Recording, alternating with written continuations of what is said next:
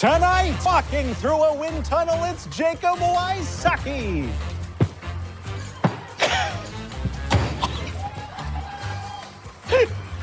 Hard to breathe in there. Ring, package thief, it's Jacob Wysocki.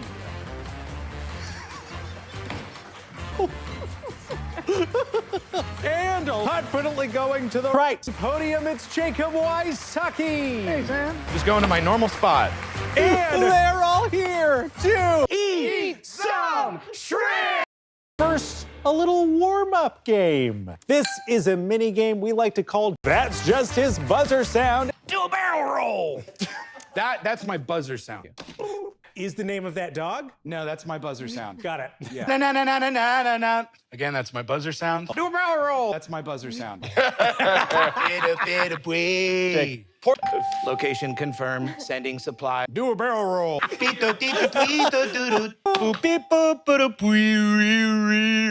Do a barrel roll. Location confirmed. Sending supplies. That's my buzzer sound. Location confirmed. Sending supplies. Yeah. And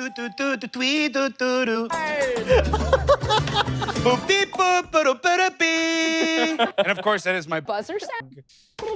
That's just Not- buzzer sound. boop beep boop boop boop boop.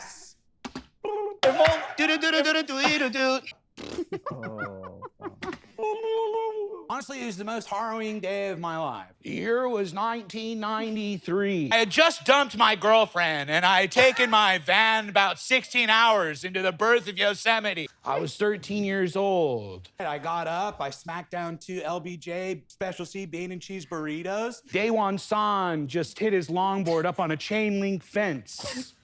I was looking at the highest mountain in the continental United States, El Capitan. Because you want to get those carbos in, all right?